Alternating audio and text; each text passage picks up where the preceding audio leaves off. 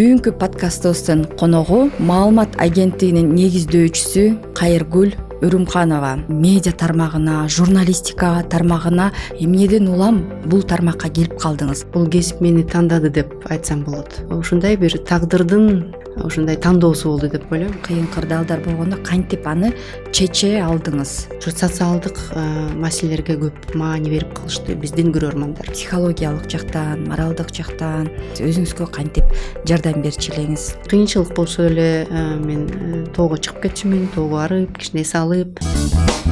Арыбаңыз, урматтуу көрөрман, сиз Көч баштаган айымдар подкастынын кезектеги чыгарылышын көрүп жатасыз. Студияда сиздер менен мен, Назира Жусупова. Ал эми бүгүнкү подкастыбыздын коногу белгилүү журналист, медиа эксперт жана ошондой эле Говори ТВ маалымат агенттигинин негиздөөчүсү, директору Кайыргүл Үрүмканова. Я никогда не сдаюсь. Наверное, это и есть секрет моего успеха. Считаю ли я себя успешной? Да. Считаю ли я себя счастливой? Безусловно, да. Чтобы ощущать счастье во всем, что я делаю, я не ленюсь и не боюсь экспериментировать. Обучала в университете теологию, а потом иностранные языки. Работала в школе, но неожиданно сменила профессию и стала журналистом по призванию. В творческой карьере я достигла больших успехов. В 2000 году меня с трудом взяли на работу на популярный тогда телеканал «Пирамида». Но через 5 лет передо мной уже были открыты все двери ведущих медиа страны. Телеканал НТС, Пятый канал. В 2009 году я согласилась помочь НТРК. Через несколько месяцев меня назначили главой национальной телерадиокорпорации. После событий 2010 года я осталась без работы. Самое сложное – начать свою карьеру с нуля. И начать я решила с учебы. Поступила на магистратуру в Академию управления при президенте. В 2012 году завершила учебу с красным дипломом и получила степень магистра по специальности политический менеджер. Это был единственный курс Академии управления, в котором готовили будущих руководителей высшего звена.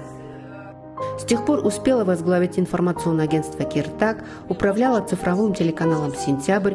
После работы на государственном телеканале и в оппозиционных СМИ стало понятно – верить надо только себе. Открывала свое частное СМИ с помощью своих единомышленников. И вот мультимедийному информационному агентству «Говори ТВ» 5 лет. Вокруг себя я собираю только сильных и интересных людей.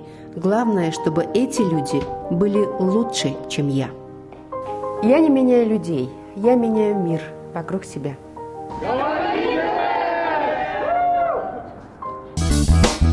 Бүгүнкү чыгарылышта биз Кайыргүл Үрүмканованын эмгек жолу, ийгиликке жеткендери, мына ошол ийгиликке жетүүдөгү кандай тоскоолдуктар болгон, аларды кайсы жолдор менен жеңе алган жана ошондой эле ийгиликтери менен бөлүшмөкчүбүз. Саламатсызбы? Сизге алгач ыраазычылык билдиребиз. Бүгүн келип өз убактыңызды бизге арнап бергениңиз үчүн чоң рахмат. Саламатсызбы? Саламатсызбы? Рахмат чакыргыңыздар үчүн. Мына ошол баалуулуктарыңыз менен, өзүңүздүн мотивация, стимулдарыңыз менен бүгүн бөлүшүп кетсеңиз, бизди көрүп жаткан бардык көрүүчүлөр, айымдар дагы, мырзалар дагы балким таалим алышат деген ниеттебиз. Алгач эле ушул медиа тармагына, журналистика тармагына келүүгө сизди эмне түрттү, эмнеден улам бул тармакка келип калдыңыз? Алгач ошондон айтып берсеңиз, ушул тармакка келүүдөгү бурулуш чекит эмне болду десек болот? Мен бул кесипти тандаган эмесмин. Тескерисинче, бул кесип мени тандады деп айтсам болот. Анткени башында мен ойлорум башка болчу. Мектепте окуп жүргөндө, анан мектепти бүткөндө мен теологияга тапшыргам. Араб тилин окуп, ошол араб тили менен мен алектенип турганда, биздин университетти Караколдогу, биздин ошо теология факультетин ачкан университет жабылып калып, анан биздин баардыгыбызды, бүт студенттердин баарын ошо Касым Тыныстанов мамлекеттик университетке экинчи курска англис тилине факультетине которуп коюшкан. Өзүмдүн кесипти да, негизги кесибимди да өзүм тандаган эмесмин. Ушундай бир тагдырдын ушундай тандоосу болду деп ойлойм. Анткени англис тилди да окуганга мажбурлап окутту деп айтсак болот. Анткени мен башында башка кесипти тандагам. Анан ушу окуп жүргөндө биздин ушу, мен өзүм Каракол шаарынан болом. Шаарда жергиликтүү телекомпания кастинг жарыялап атканда менин курбуларым ушу кастинг жарыялаптыр, сен аябай көп мындай сүйлөйсүң, аябай жакшы сүйлөйсүң, кел сенин ысымыңды ошол жака жиберип коебуз деп менин резюмемди анан негизи өзүлөрү жазып текстимди жиберип коюшуптур. Анан барсам, мени чакырышты, барсам, анан бат эле мени ушу телевидениеге алып алышты. Анан 1-2 ай иштегенден кийин эле такыр эле ушу телевидениеде калып калдым. Окуп да жүрдүм, окуп ошондо 3-курс болчумун. 3-курстан баштап иштеп баштагам телевидениеде. Ошентип телевидениеде да иштедим, окууну да бүттүм. Ошол эле кезде мектепте да иштеп калдым. Анткени бизде практика деп туруп мектепке кирсек, мектепте мугалимдер жок деп бизди калтырып алышкан мектепте. Ошентип мен башынан мугалим да болдум, тележурналист да болуп кеттим. Анан барабар тележурналистика деген бул бир башка чөйрө экен, ал өзүнө алып кетти мени. Ошондуктан мугалим кесибимди мындай артка жылдырып койдум деп айтсак жаңылышпайм. Эми ошо эмнеси менен сизди алып калды, ошол тууралуу дагы айтып берсеңиз. Өзүңүз сиздин атыңыздан арыз жазып, анан ошондой жол менен барып калган экенсиз. Бирок ошол эмнеси менен бул тармак, теледе көбүрөөк кызмат кылдыңыз башка медиаларга караганда. Эмнеси менен сизди тартты? Эмнеге кете албай калдыңыз? Эми кетип деле калсак болот болчу. Анткени ушу окууну бүткөндө Великобританияга, Англияга бир жолдомо бар болуп калып чыгып калды. Ошого кетет элем деп отурган убакта ушу телевиденияда иштеш керек болуп калган. Анткени 2 жылдын ичинде биз дагы бир кыз болуп, биз телевидениянын өзүнүн стилин таап, анан ар бир адамга жаңылыктар жеткирип атканда адамдардын реакциясы бизге мындай мотивация болдук деп айтам. Анткени эгерде бирдеме жасап атканда бирөө ошо сен жасап аткан ишиңе кандайдыр бир реакция кылса, сенин ишиң жагып атса, бул өзгөчө мындай стимул берет жашаганга.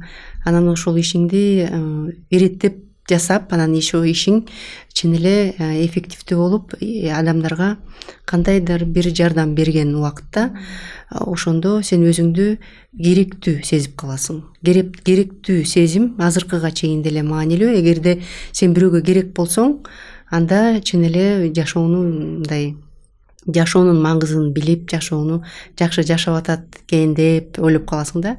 Эгерде бирөөгө керек, бирөөгө деле эмес, азыр деле мынтип карап турганда, балким бул жөнүндө биз дагы сүйлөшөбүз бул подкастта. Азыр мына журналистика бизге кереги жок деп бийликтин риторикасын биз көрүп турабыз. Чыныгы журналистика пропаганда эмес.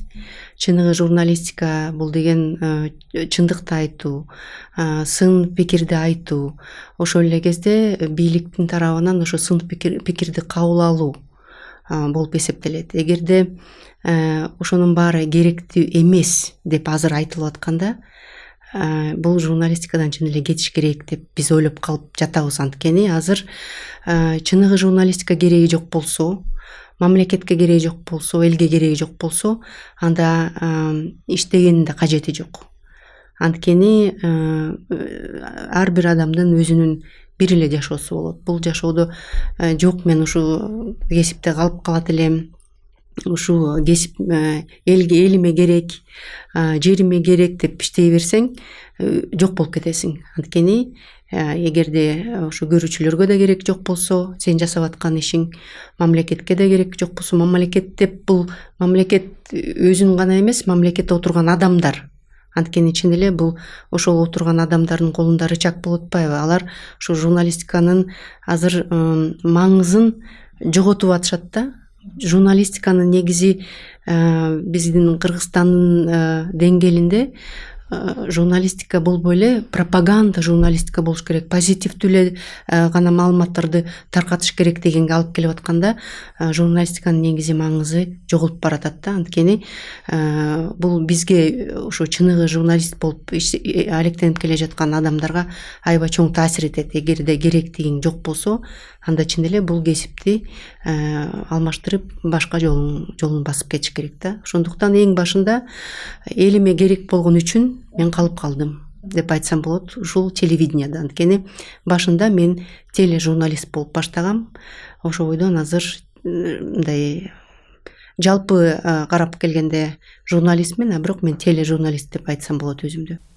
Ооба, кайрадан башына келсек, ошол адамдардын реакциясы, мен адамдарга керек экенимди сезгендиктен калып калдым деп айттыңыз. Бирок чындап келсек, азыр адамга жагуу дейбизби, же ошо адамга пайда экенин билдирүү бул жеңил нерсе эмес. Бул абдан оор нерсе. Анан мен сизден сурагым келип жатат. Сиздин кайсы сапатыңыз, же болбосо кайсы жөндөмүңүз мына ушул адамдарга пайда алып келип, адамдар реакция бергенге жардам берди сизге? Сиздин ошо кайсы сапаттарыңыз мына ошентип адамдар ыраазы болуп, кылган жумушун баалап жаткандыктан сиз кете алган жоксуз да. Азыркы учурда адамга жагуу дагы жеңил нерсе эмес го. Анан сиздин кайсы сапаттарыңыз, жөндөмдөрүңүз мына ошол адамдарды баалаганга алып келди десем болот да. Негизи силер билесиңер, 1-2 жыл мурун биздин президент мынтип айтып калганда, журналист деген кесиби боюнча журналист болуш керек депчи. Мен кесибим боюнча журналист эмесмин. Бирок мен журналистмин. Анткени журналист бул ар бир күнү изденүү жолунда барып аткан адам. Бул кайдыгер эмес адам. Эчикте кетип бара жатсаң да маалыматты табасың. Анткени ар бир кыймыл аракеттин баары бул маалымат, керектүү маалымат.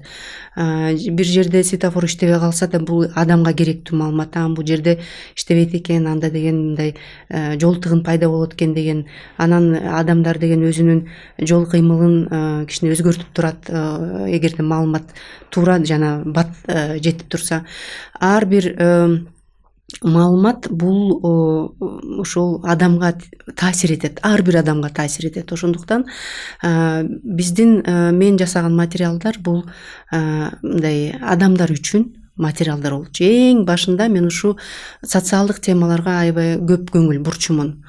Караколдо биз бир 1-2 жылдын ичинде эле аябай кичинекей телекомпания болсок да, биз аябай дүңгүрөткөнбүз. Ошол убакта 1998 жылдары, 97, 98, 99 жылдары болуп калган.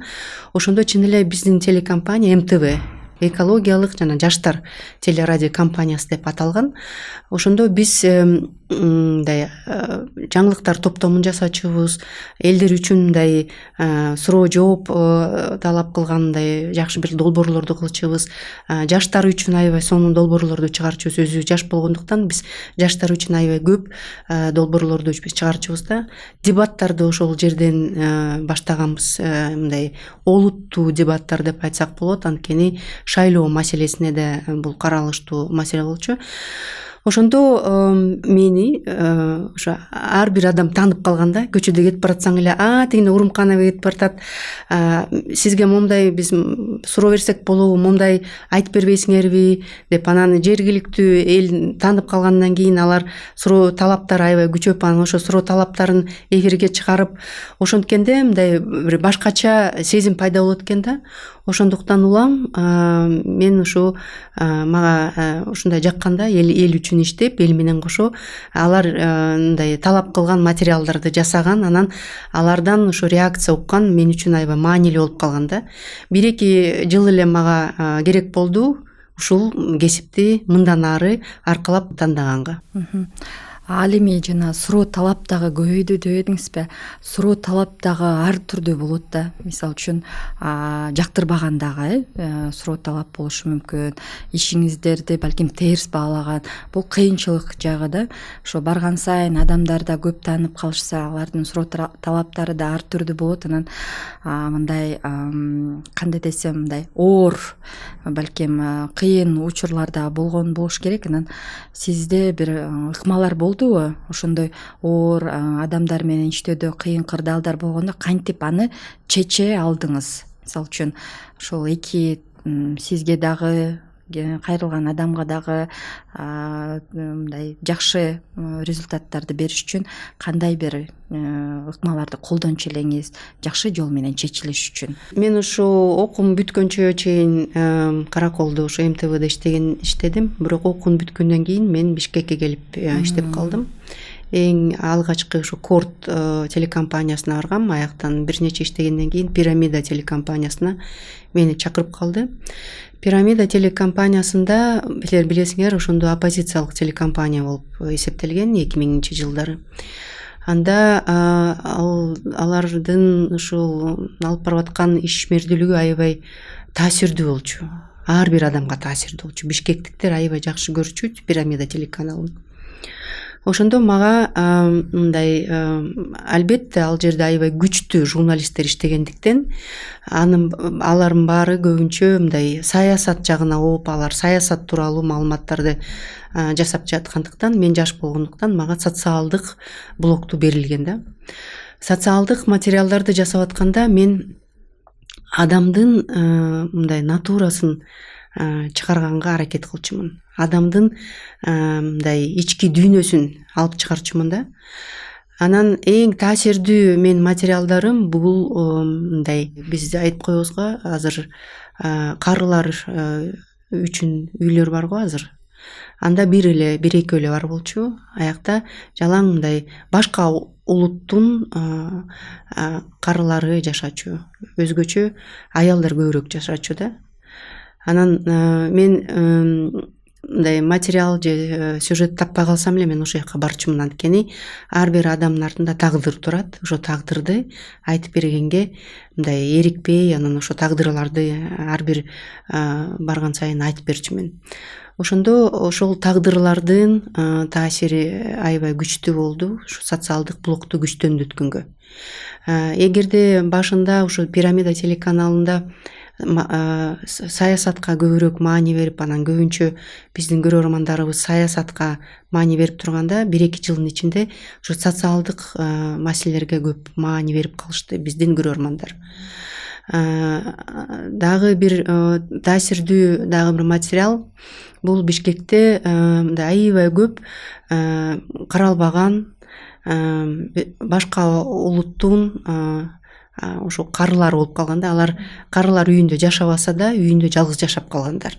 Алардын балдары мындай Россияга же мындай башка өлкөлөргө кетип калып, ата-энесин таштап кетип, же балдары жок карылар болуп калган. Ошолор тууралуу мен көп материалдар жасачумун. Бир материалыбыз, ошо 1-2 материалды айтып берсем, бир материалыбыз ошо Бишкекте документи жок биздин кары бир аял жашачу экен да. Документи жок болгондон кийин пенсиясы жок. Анан эптеп-септеп мындай күндү өткөзүп жаткан адам болуп бизге бир чалып калышты. Ушундай аял жашайт, материал жасап мындай жардам берип койгулачы деп. Анан барсам чын эле аябай ушунча мындай жакыр жашачу экен. Эчтекеси жок, үйүндө тамак ашы жок. Өзү да деген мындай үшүп тоңуп квартирасына да деген эмеге жылуулукка төлөй албай ушунча жашап жаткан адам экен. Анан ошол адамдын тагдырын жасадым. Кечинде материал чыкты. Эртең менен биздин редакцияда толтура адам чогулуп бирөөсү деген бир банкаларга тамак көтөрүп келет, бирөөсү акча көтөрүп келет, бирөөсү дагы бирдеме көтөрүп, толтура адамдар чогулуп ошо адамга, аялга жардам берели деп топтолуп калыптыр. Анан кайра барып деген ошо жардамын апарып берип туруп дагы бир материал жасадык, ушунча адам жардам берип атат десек, дагы көп адам келип жардам берип, анан мэрия келип ошо адамга жардам берип, анан документтерин чогултуп, документтеринден кайрадан мындай кабылына келтирип туруп, пенсиясын чыгарып берип, ошентип бир адамдын тагдырын биз ошентип бир эфир менен чечип койдук. Дагы бир биз менин мындай каарманым бул ошо Лесниченко деген бир аябай жакшы, мен жакшы көргөн бир адам болду. Ал да мындай карыган, мугалим болуп иштечүкен, азыр эч кимге кереги жок болуп калып, баласы да жок, эч кимиси жок, ушул Ленинский айылында жашап калган болуп туруп, ал жөнүндө да бирөө бизге сигнал берди, ушундай жашайт, бир байкуш аял жардам берип колгачы деп барсак, чын эле мындай өзү мындай аябай ушунча жакыр жашайт экен. Биз кышында барганбыз, эшиги жабылбайт, печкасы түтөйт. Түтөгөн убакытта да деген мындай өлүп калбайын деп эшигин ачып коет экен. Бирок анан деген толтура тондарды кийип алып туруп, башына деген 3-4 топу кийип алып туруп, ошентип уктайт экен да. Эртең менен туруп, анан деген тамак жылытайын десе, печкасы иштебейт, эчтекеси жок. Ушундай бир мындай илачу эле бир абалда жашачу аял болчу да. Анан ал жөндө материал аябай жасасам, ушунча көп киши жардам берип, крышасын мели жасап, көмүрүн да алып келип берип, отунун да алып келип берип, канча адам келип туруп ошо адамга, аялга жардам берди да. Демек, ар бир тагдырдын артында ушундай, ар бир материалдын артында ушундай тагдыр тургандыктан, биз ушу социалдык блокту пирамидада аябай күчтөндүк деп ойлойм. Ар түрдүү тагдырларды баяндап бердиңиз жаңы эле. Көбүнчөсү ушундай оор. Анан айтып берсеңиз, ушундай адамдар менен жолукканда тагдыры оор, бул сизге таасир этчү эмес беле? Мисалы үчүн кандайдыр бир психологиялык жактан, моралдык жактан таасир этсе, кандай жол менен чыгып кетчү элеңиз, өзүңүзгө кантип жардам берчү элеңиз, же таасир деле тийген жокпу? Албетте, ар бир тагдыр таасир этет да. Ар бир журналист, азыр деле көп журналисттер өзүнүн жүрөгүнөн өткөрөт биринчи. Эгерде жүрөгүнөн өткөрбөсөң материалды, эч качан мындай таасирдүү материал чыкпайт. Ошол тагдырды өзүңдүн мындай жөн-төрүң менен сезип туруп, аны элге жеткириш, бул да деген мындай өзгөчө бир ыкма да. Анткени эгерде сен ошону түшүнбөсөң, эгерде жүрөгүңө ал кирбесе, сен деген ошол көрөрмандарга мындай таасирдүү материал эч качан жеткире албайсың, жасай албайсың. Ошондуктан албетте мага ар бир материалым ушундай таасир этчү, эл ачуумун. Бирок көп жаш болгондуктан жана ошондой эле өзүм да күчтүүмүн. Күчтүү болгондуктан мен мындай ал абалдан чыкканга өзүм аракет кылчумун. Психологторго барбай эле, бирок чыкканга аракет кылчумун да. Мен көп мындай убакытымды жаныбарларга бөлөм, көп убакытымды мен өзүм ден соолугума аябай жакшы көңүл бурам. Анан мындай иштебеген убакытта мен тоолорго чыгып кетчүмүн. Анткени мен өзүм тоолук кызмын, тоодо өскөм, тоодо төрөлгөм десем болот. Анткени ошо Караколдук лесхоздо ата-энем иштегендиктен мен тоодон өскөмүн. Анан бир кыйынчылык болсо эле мен тоого чыгып кетчүмүн, тоого барып, кичине эс алып, мындай өзүмдү кабылыма келтирип туруп, анан кайра ишке чыкчумун. Жакшы. Азыр деле болсо, ошо. Азыр деле ошо. Ушундай ыкмаларды колдонот экенсиз. Ушундай кыйын учурларда ушу жаратылыштан сырткары дагы сизге эмне стимул, мотивация берет? Ошол жасап аткан иште кыйынчылыктар болот да, ошол артка кетпей, мен бүтүрүшүм керек, алдыга жылышым керек деп иштеш үчүн кандай бир мотивацияларыңыз, стимулдарыңыз бар? Мисалы үчүн адамдар болушу мүмкүн, китептер, насаатчылар деп коебузбу? Ушундай нерселер барбы? Мен аябай көп китеп окуйм.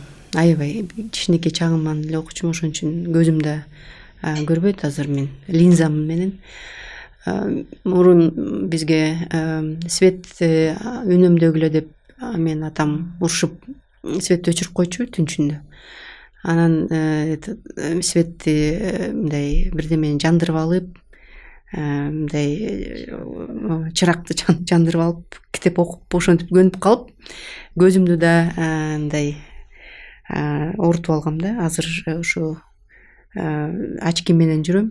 Просто азыр линзаны тагынып алгам, анткени очки менен да давление азыр бар, кан басымым көтөрүлүп турат. Ошондуктан мен очкини да мындай колдоно албай кеттим да, ошондуктан линза колдоном. Китеп окучумун, анын көп. Эгерде чын эле мен ойлойм, китеп таасир этет депчи. Анткени китеп окуп атканда ошо китептин аягына чейин окуп бүтпөйүнчө мындай таасирленип, ошо китептин тагдырын биринчи деген сезип чыкчумун да. Анан мен өзүм жашоом менен жашабай эле китептин жашоосу менен жашап кетчүмүн да. Анан ар бир ошо окуган китеп мага аябай таасирдүү болчу да. Анан китепти эң башында жаш кезимде мен детективдерди аябай көп окучумун. Ошондуктан балким мага анализдер жасаганга азыр кичине оңоюраак да. Анан романдарды көп окучумун. Ошо кичинекей чагымда мен деген өзүм биздин кородо жаңгак өсчү да, килтеген жаңгак. Бүт корону ошол жаңгак басып калчу да. Анан эң мындай бир 4-5 жаштарда мен ошо жаңгактын үстүндө эле жашачумун да. Киши келгенде ошо жаңгактын үстүнөн бирдеме ыргытып эле, тишип эле ошентип эле жашап кеткенмин. Ошондуктан мага эң таасирдүү биринчи окуп баштаганда мындай бир 14-15 жашта «Король, птичка певчая» деген Ришат Нури Гүлтекиндин китебин окуганда мен ошо ойлочумун да, мен так эле мен жөнүндө го бул китеп депчи. Анткени ошо кыздын жан дүйнөсү, анан ошо Фериденин ошо эмеде бактарактарга чыгып алганы, ошонун баары мен өзүмдү элестетчүмүн да. Мен ошо чоңойгондо ал бакты жаңгакты кыйып салышкан, бирок ошого карабастан ошонун баары таасир этет экен да. Андан тышкары ошо чын эле мага таасир эткен көбүнчөсү ушул китептер. Анан ийгиликтүү адамдарды карап, анан мындай кылыш керек экен, анда талыкпай иштеш керек экен. Эң негизги мен өзүмө тутуп алганым бул иштеш керек да. Мындай бүгүн эгерде сага кичине мындай кыйынчылык болуп калса, жок бүгүн иштебей эле коеюн, эртең иштейин деген нерсе болбош керек. Эгерде кыйынчылык болгон убакытта анда 2 эсе 3 эсе иштеш керек да. Эгерде кыйынчылык болуп калса, анда бул сыноо. Эгерде сыноодон өтпөсөң, анда эч качан эчтекеге жетпейсиң. Ошондуктан ар бир кыйынчылыкты бул сыноо катары жана мүмкүнчүлүк катары кабыл алганга мен үйрөндүм. Кыйынчылыктар албетте көп болду. Мен артымда эч ким тургандыктан, мындай чоң адамдар турбагандыктан, мен деген мындай сүйрөп турган, жардам бере турган адамдар жок болгондуктан, мен өзүм эле таянганга аракет кылчумун. Мен ойлойм, ушундай бир ар бирибизге, ар бир балдарыбызга да ушундай шарт коюш керек деп азыр ойлоп атам. Эгерде бирөөгө таянып, анан мага ушу жардам берет экен деп отурган убакта мындай мүмкүнчүлүктөрдү көрбөй каласың. Мен таянар адамым жок болгондуктан, мен ошо кыйынчылыктардан артынан мүмкүнчүлүктөрдү көрчүмүн да. Анан мен чын эле ойлочумун, эгерде мен азыр мындай кыйынчылыктар болуп калды, кичине колумду мындай шилтеп басып кеткенге мен акым жок деп ойлочумун да. Эгерде мен ушинтип шилтеп басып кетсем, анда балким мен азыркы деңгээлге мен жетишмек эмесмин. Мен балким ошо караколдо эле калмакмын да. Сиз ошо айтып өттүңүз, артымда таянар адамым жок болду депчи. сиз бирок чоң улуттук телерадио корпорациясынын жетекчиси дагы болдуңуз. Азыркы учурда дагы маалымат агенттигин жетектейсиз, ошо жетекчилик орундарда болдуңуз. Мына ушундай чоң кызматтарга жетүүдө кантип жеттиңиз десем болот. Бул балким ошо жаштарга дагы үлгү болсун, көрүп жаткан, артында таянар адамы жок мына ушундай чоң ийгиликтерге кантип жетишип атты. Балким мен туура эмес айтып алдым. Артымда таянар адам деген бул таасирдүү деп коелу. Колунда бар адамдар деп коелу. Албетте мен ата энем бар болчу. Албетте менин курбуларым бар болчу. Мен ушу таасирдүү адамдар колунда бар, жанакы сени сүйрөп жүргөн, мына сага могу кызмат жарашат, мына сага акча, мына тияк барып жаша, тияк барып тамак ич деген адам деп ошого алып келип аткам да. Мен ойлойм, ушун азыркы ушу сиз айтып аткан ийгиликтерге бир эле нерсе, мен өзүмдүн бир эле сапатым жеткирди. Бул менин мындай ишмердүүлүгүм. Мен эч качан эчтекеден мындай жийиркенбей иштечүмүн да.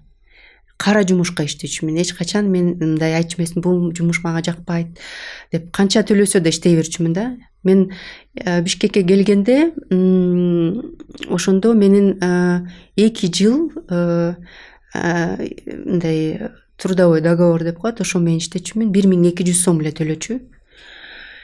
Ошентсе да 1200 сом мага жетишчү да. 2000-жылы 1200 сом бул чын эле аз эле акча болчу. Анда мындай орточо пирамидадагы айлык бир 4000-5000 болчу. Мага ошо 1200 сом ошо 2 жыл төлөштү. Анан кетем дегенде анан көтөрүштү да. Ошо 1200 сомду мен жеткирчүмүн айына. Мындай пирамидада соцпакет бар болчу, түштөндүрүн ошол жактан тамак берчү. Анан жол киреме кетчү, башка эчтеке алчу эмесмин. Ошентип эжем жашап аткандыктан эжемдин үйүнө жашачумун. Анан ошентип мындай жеткиргенге аракет кылчумун да. Иштеп, кара жумуш жасап, эч ким жасабаган материалдарды мага берип койчу. Ошол материалдарды жасачумун, жакшы жасачумун. Анткени мындай жоопкерчиликтүү адам болгондуктан ар бир материалдарга көңүл буруп, анан ар бир материалдын мындай жакшы эмесин, сапатын таап бергенге аракет кылчумун да. Ошон мен ойлойм, ушул сапат чоң деңгээлге алып келди. Анан пирамидадан кийин мен НТС телеканалга да иштеп калдым. Андан кийин 5-каналга да иштедим. Анан 5-каналда продюсер болуп иштеп атканда биздин жетекчибиз Оксана Маливана, ал ошо Ак үйгө кетип калды. Анан ал баалады да. Могу кыз иштейт экен, жоопкерчиликтүү экен, анан жасаган иши мыкты экен деп туруп, анан мага сунуш берди. Улуттук телеканалга ушу теле жаатында эмеси орун басары керек болуп атыптыр, барасыңбы деп. Анан мен ишим жакшы болгондуктан барбай эле коеюн, мен жакшы эле иштеп атпаймынбы, 5-каналда иштей берейин десем болбой. Мына мындай сын пикир жаратып эле ушундай иштей бересиң, оппозициялык маанайда иштей бересиңер, качан бир мамлекетке бир жакшылыгыңар тиет деп ушундай бизге намысыма тийип койду да. Мына теле берүү, мамлекеттик теле берүүгө барып деле иштеп эле ошол жака барып жардамың тийбейби, мындай жакшы эле мындай тажрыйба алдың, ошо тажрыйбаң менен бөлүшпөйсүңбү деп аябай мени деген кичине намыстантып койду. Анан ошентип мен улуттук теле радио корпорацияга ошо орун басарлыкка барып калдым. Ал жерде 8-9 ай иштегенден кийин мени башкы директорлукка сунуштап, анан башкы директор болуп ошол жерге иштеп калдым. Канча жыл иштедиңиз? Башкы директорлук болуп где-то бир 6 ай иштедим. 6 айдан кийин революция болуп, Бакиевди кетирип, анан башка бийлик келип өзүнүн башка директорун койду. Бирок жалпысынан эгерде ушу орун басарлыкты алганда бир 1,5 жылдай иштептирмин улуттук телерадио корпорациясында.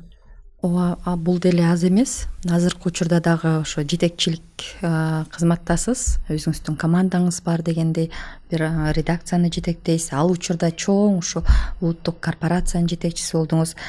Эми ошо жетекчи катары команданы стимул берип, команданын мындай пайдалуу же жемиштүү иштешине стимул берип, аларды шыктандырганга кандай кеңештерди бересиз да? Сиз кантип шыктандырчу элеңиз? Азыркы учурда ушу командаңызды андай нерсе болбосо дагы эч сапатсыз болот деп эсептейм, ойлойм.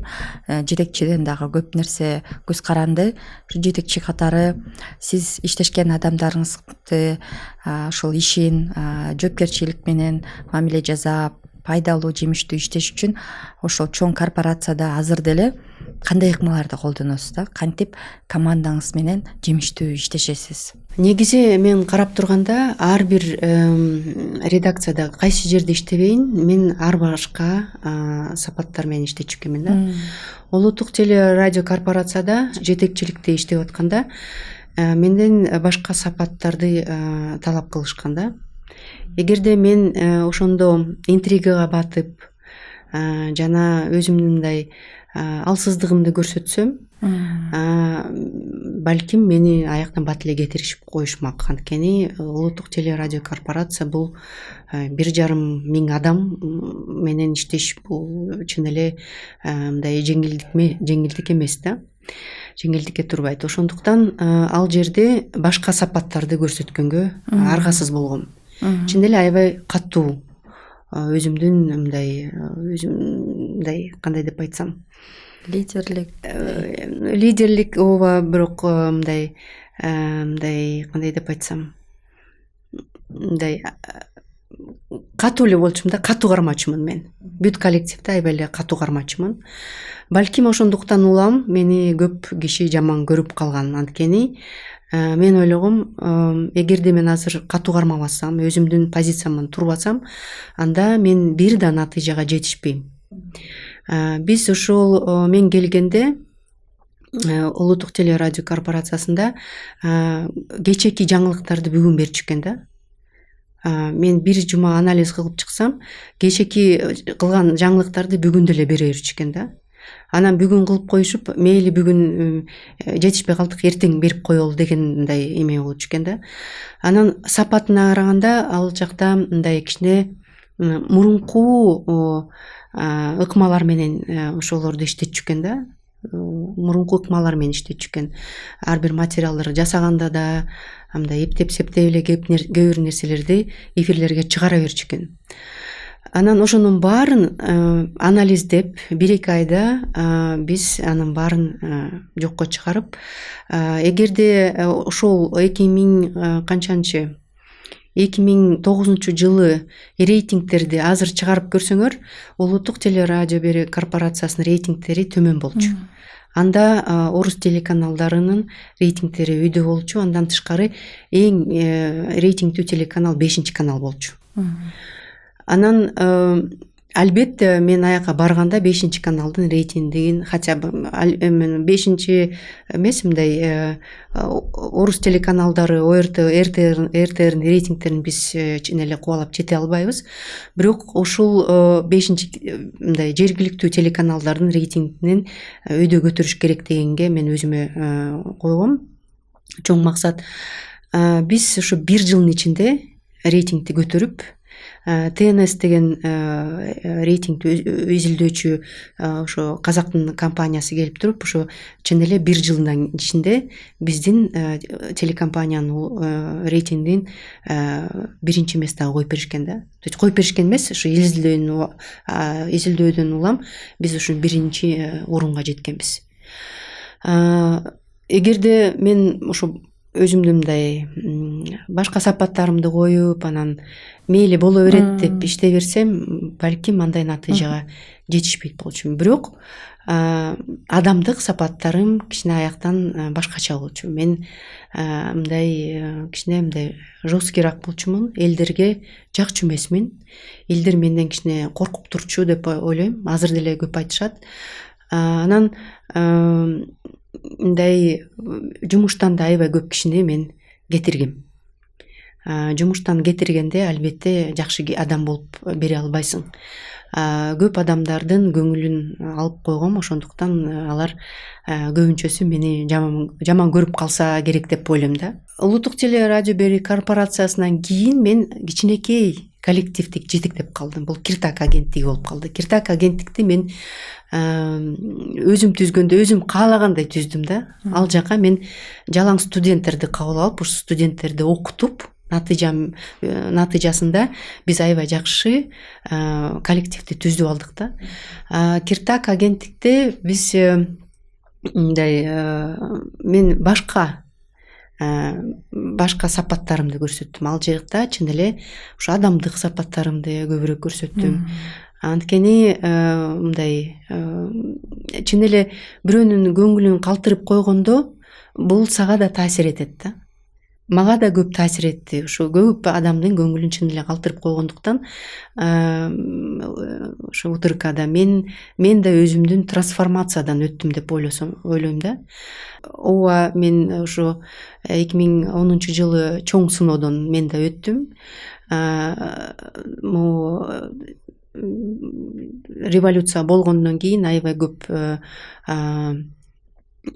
сотторго да бардым, сурактарга да аябай көп катыштым. Мени да аябай көп кыйнашты деп ойлосом, карап көрсөм чын эле аябай көп кыйнашыптыр. Ошо ошондой кыйынчылыктардан өткөндөн кийин анан кичине чын эле жашоого башкача карап калат экенсиң. Кичине адамдардын мындай көңүлүнө да кичине мындай көңүл буруп калат экенсиң да. Көңүлүн калтырбайын, бул жашоодо деген азыркы жашоо менен бүтүп калбайт, эртең да деген көрүшөбүз дегендей мындай таянакка келет экенсиң. Ошондуктан мен ойлойм, мен да бир чоң трансформациядан ушу 2013 жылдан кийин өттүм деп ойлойм. Анан албетте азыркы болушума бул окуу таасир этти. Анткени 2013 жылдан кийин мен магистратурага тапшырып, ошол жерде менеджмент, саясий менеджментти мен өздөштүрдүм. Саясий менеджмент бул ишти кантип алып барыш керек чоң деңгээлде. Бизде ошондо айткандай, биз силерди министрликтерге окутуп атабыз, министрликтин даражасына окутуп атабыз. Ошондуктан силерге момундай окууну берип атабыз деп 2 жыл биз чын эле аябай жакшы окудук да. Кандай ишти алып барыш керек, компанияда деген кандай маселелерге көңүл буруш керек, анан компанияны ийгиликке алып барганга эмне кылыш керекти ошол жерден билдим да. Ошол жерден мен билдим кандай мен кемчиликтерди жетекчилик катары мен мурун келтиргенимди ошол жерден мен түшүндүм да. Анан албетте мурунку тажрыйбаны алып, анан жаңы окумаларды алгандан кийин мен билип калдым, компанияны момундай алып барыш керек. Ар бир ишти мындай өзүнүн деген ыкмалар бар экен, иштеткенге момундай алып барыш керек экен деп туруп, мен көп нерсени стратегиялык планга алып келтирип, анан ар бир нерсени мен стратегия аркылуу иштеп калдым. Мен азыр ишмердүүлүгүмдө деле, окумда деле, үйдө деле мен стратегияны биринчи деген иштеп чыгам. Момундай кылам, 1 жылдын ичинде момундайга жетишем, мындай максатка жетишем. Максатка жетишкенде эмне керек? Жана кандай мен ресурстарым бар? Өзүмдүн ресурстарым жетишеби, энергиям жетишеби? Ошонун баарын салмактап туруп, анан мен ар бир азыр ишке киришем. Мен жөн эле азыр мындай жок, мен мону кылам, муну кылам деп кыла албайм. Мен азыр билбейм, ушу таасир эттиби, окум билбейм. Ошонун баарынын деген биринчи салмактап туруп, анан карап туруп, жасай аламы, жасай албаймбы деп туруп анан ишке киришем да. Ойлойм, мен азыркы ийгиликтерим ошого байланыштуу. Анткени ар бир ишке киришип атканда мындай жаман жагын, жакшы жагын карап туруп, анан бир орточо бир жакшы пландарды тандап туруп, анан киришем да. Анан компанияда мен өзүмө мындай менден күчтүүрөөк адамдарды топтогонго аракет кылам. Анткени мен азыр деле айтам да, мага компанияда мындай алма быш озма түш деген адамдар кереги жок. Мен менен кошо мындай алдыга сүрүп турган адамдар керек. Эгерде менден күчтүү болсо деле мен ошол адамдар менен иштешкенге макулмун. Анткени бир баш жакшы, 3-4 баш мындай иштеген баш болсо, анда чын эле ийгиликке биз жете алабыз. Эгерде жок, мага деген мындай жөнөкөй эле адамдар керек деп айтсам, анткени антсек анда мындай биздин ишибиз жылбайт да. Чоң ошо 1000 адамдан ашык адамдар иштеген улуттук корпорацияда иштегенде ошо принциптер менен тайган жокмун деп айтып өттүңүз. Бизди көрүүчүлөргө айтып кетсеңиз, сиздин бул жашоодо, жумушта кандай принциптериңиз бар? Жумушта менин эң негизги принцибим бул иштеш керек да. Эгерде иштесе, ар бир адам иштесе, анда анын натыйжасын көрөсүң да, чын эле бул эффективдүү адамбы же жокпу деп. Эгерде иштебей эле эптеп септеп оокатын жасап келе жаткан болсо, андай адамдар менен мен коштошчумун. Азыр деле коштошом. Анткени мен ушул жылдан бери адамдардын кичине тааныганга, адамдардын натурасын билгенге кичине жөндөмүм бар деп айтсам болот. Психолог деле болуп бүттүм. Мен дароо эле билем да, адам иштей албайбы. Анан жумушта эң негизги принцибим, жумушта болгон нерсем мен жумушта калат. Жумушта эгерде жакшы көргөн курбум болсо деле, мен ага чын эле катуу талаптарды койчумун да. Эгерде ал ошол талаптарды аткарбаса, анда чын эле мен башкача сүйлөшчүмүн да. Анан мен өзүмдүн койгон талаптарыма эч качан мындай тиякада же биякада жылчу эмесмин. Койдумбу талап, ошол талап аткарылыш керек. Өзүмө да ошондой талап койчумун да. Эгерде мен биринчи өзүмөн баштачумун. Мен чын эле аябай мындай көп иштечүмүн да. Керек болсо мындай үйдү артка жылдырып коюп, көп мындай карьерама басым жасачумун да. Жок, иштеш керек деп эле ушинтип эле бир 35-32 жашка чейин аябай прям ушунча иштептирмин. Азыр ойлоп көрсөм, эмне кереги бар деп ойлоп калам да. Эмне мен ушунча иштечүмүн депчи. Эртеден кечке чейин эле жумушта эле жүрөрчүмүн да. 5-каналда карап турсам, эртең менен кечке чейин бир 6-7ге чейин жаңылыкта иштесем, саат бир 7-8дерден баштап эртең мененке чейин мен монтаж кылып, өзүмдүн долбоорумду монтаж кылчумун да. Ушун эмне кереги бар деп кээде ойлоп каласың да, ушунча иштеп жүрүп анан эмнени кыйратып ийдиң депчи. Бирок карап турсам, ошонун баары текке кетпейт да, анын баары мындай тажрыйбага айланат. Ошондуктан мен ар бир мындай өзүмдүн кесиптешимен ушуну талап кылчумун. Иштешиң керек. Иштеп натыйжа көрсөт албасаң, анда иштеше албайбыз деп. Экинчи сапат бул интригаларга такыр мен аралашчу эмесмин. Интрига бул мен жөндө эмес. Мен чын эле интригалардын алысмын азыркыга чейин. Анан ошондой адамдарды көргөндө мен азыр алардан мен алыстаганга аракет кылам. Мен андай адамдар менен чын эле ойлойм да, бул адамдар мындай интригалап эле өзүнүн оокатын жасагандар көп болуп атпайбы. Анан дагы бир сапатым мындай энергияны бир жуткан адамдар болот го, жаныңда отуруп алып эле эчтеке кылбай эле сайрап эле, бирок деген мындай өзүлөрүнүн натыйжасын көрсөтпөйт, бирок деген сенден бирдемени үмүт өткөн адамдар көп болот го. Ошондой адамдардан да алыс болуш керек да. Ошондой адамдардан да мен мындай алыс болгонго аракет кылам да. Азыр деле көп адамдар өзүнүн кызыкчылыгын мындай жогору коюп эле, бирок жаныңда эле жүргүсү келет да, бирдеме эле кылып эле жаныңда эле жүрөт. Анан эмне кылып атасың, тигини кайдан алып атасың, муну кантип жасап атасың деген эле адамдар өзүлөрү иштешпейт, бирок сенин жаныңда эле мындай акмалап эле жүргөн адамдарды көрөсүң да. Ошондой адамдардан да кичине алыс болуш керек да. Анткени андай адамдар кичине деген өзүнүн кызыкчылыгына иштеп, анан калп эле мындай жок, биз деген мындай коомдук кызыкчылыкка иштеп атабыз деген адамдар көп экен, ошонго ынандым да. Анан кесиптештеримен ушундай талап койчумун. Жумушта кылып аткан ишиң бул рабочие отношения. Мындай жакшы көрөсүңбү, жаман көрөсүңбү, бул жерде иштебейт. Анткени көп кесиптештер бул характери начар, муну менен иштешким келбей атат, бул мага тигинтип сөз айтып койду, муну менен иштешким келбей атат деген учурлар болот да. Ошондо мен айтчумун да, азыр жумуштан өкүң тең кетесиң.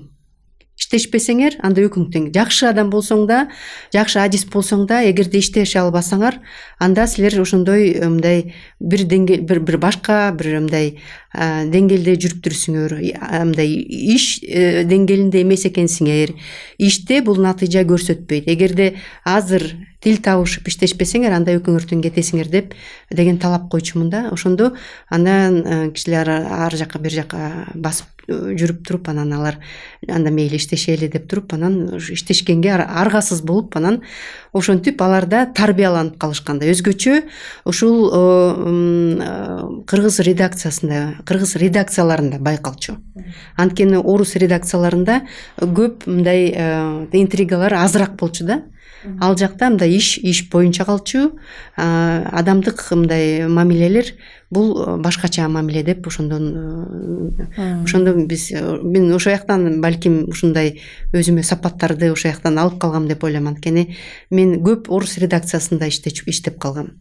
Керек болсо бир 20 жыл орус редакциясында иштегем да. Ошол менеджер катары мыкты менеджер болуу үчүн керектүү кеңештерди айтып өттүңүз. Ошол принциптериңизден тайбаңыз, көп ийгиликтерди жаратасыз деп ишенебиз. Ал эми урматтуу көрөрман, сиздер көч баштаган айымдар подкастынын кезектеги чыгарылышын көрдүңүздөр. Бул чыгарылышта биз белгилүү журналист, медиа эксперт, азыркы учурда Говорит ТВ маалымат агенттигинин негиздөөчүсү жана ошондой эле жетекчиси Кайыргүл Үрүмханова менен биздин коногубуз болду. Дагы бир жолу келип бергениңиз үчүн сизге алкыш айтабыз жана жаңы ийгиликтерди күтөбүз. Силерге чоң ыраазычылык, силерге да чоң ийгиликтерди каалайм.